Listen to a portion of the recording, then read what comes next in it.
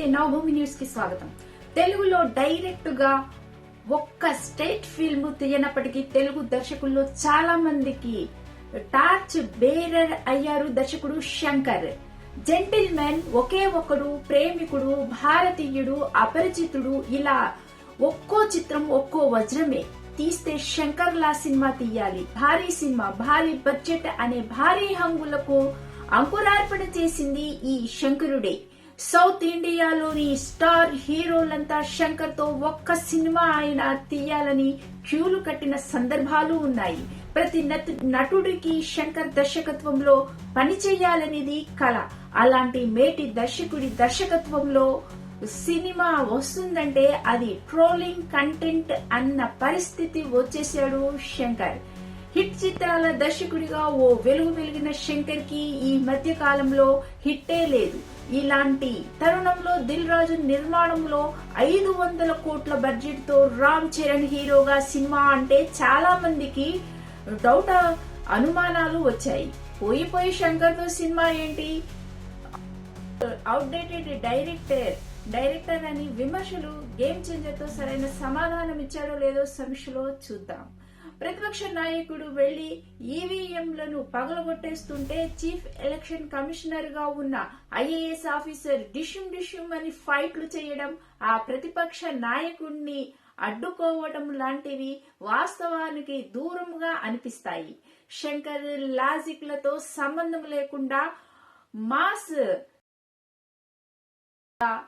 నేల విడిచి సాము చేసినట్టుగానే అనిపిస్తున్నాయి కొన్ని సీన్లు. హెలికాప్టర్ పై వచ్చి రైల్వే ట్రాక్ పై కట్టిపడేసిన వాళ్ల కత్తితో తెంచే సీన్ అయితే బోయపాటిని గుర్తు చేశాయి. శంకర్ పాటల్లో కనిపించినంత దర్శకత్వ ప్రతిభ కథా కథనాల్లో లోపించింది.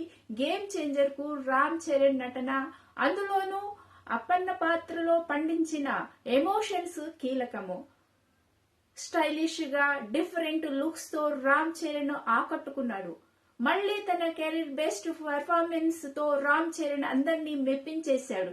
ఇక అంజలి పాత్ర సెకండ్ హాఫ్ కు హైలైట్ అయింది. అప్పన్న భార్య పార్వతిగా కథని మలుపు తిప్పే పాత్రలో మెప్పించింది అంజలి కెరీర్ కి మరో game changer movie game changer. Kiara dope అంటూ హీరో కోపాన్ని కంట్రోల్ చేసే గ్లామర్ డాబ్ పాత్రని సాంగ్స్ పరిచయం అయింది. రాష్ట్ర సీఎం గా శ్రీకాంత్ కి ఈ సినిమాలో కీ రోల్ పడింది. ప్రతినాయకుడిగా ఎస్జే సూర్య విలక్షణ నటనతో ఆకట్టుకున్నాడు. ఎస్జే సూర్య మేనరిజం కొత్తగా ఉంటుంది. ఒక్క పాత్రకే కానీ చాలా వెలివేషన్స్ చూపించాడు. గుండు లుక్ తో విలనిజం పండించాడు. సైడ్ సత్యముగా సునీల్ నవ్వించే ప్రయత్నం చేశాడు కానీ పెద్దగా ఆకట్టుకోలేకపోయాడు. జయరాము, సముద్రఖనిలకు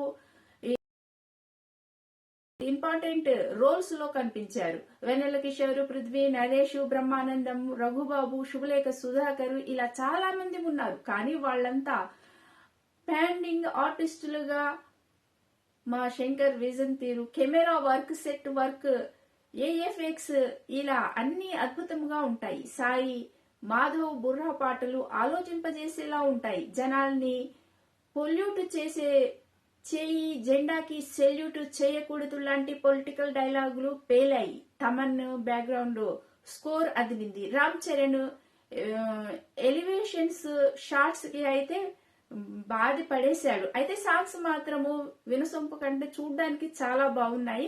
విజువల్స్ ట్రిక్ గా అనిపించాయి. ఓవరాల్ గా గేమ్ చేంజర్ రికార్డ్ చేంజర్ అని అనలేము, అలాగని గేమ్ చేంజర్ ఓవర్ అని కూడా అనలేము, తీసి పారేయలేము. నటుడిగా రామ్ చరణ్ కి 100కి 100 మార్కులు పడతాయి. శంకర్ కి మాత్రము జస్ట్ పాస్ మార్కులు మాత్రమే.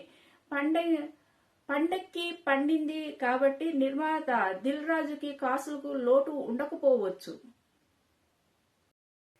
సినిమా అద్భుతంగా ఉందని మరో టాక్ వస్తుంది. మనం చూస్తేనే కదా మనకు అర్థమయ్యేది ఆ సినిమా బాగుందో లేదో అని. రివ్యూవర్స్ చెప్పారని మనము కొట్టి పారేయలేము. రామ్ చరణ్ అద్భుతంగా నటించాడు. ఈ వీడియో నచ్చినట్లయితే లైక్ చేయండి, షేర్ చేయండి, సబ్స్క్రైబ్ చేసుకోండి. Thank you friends.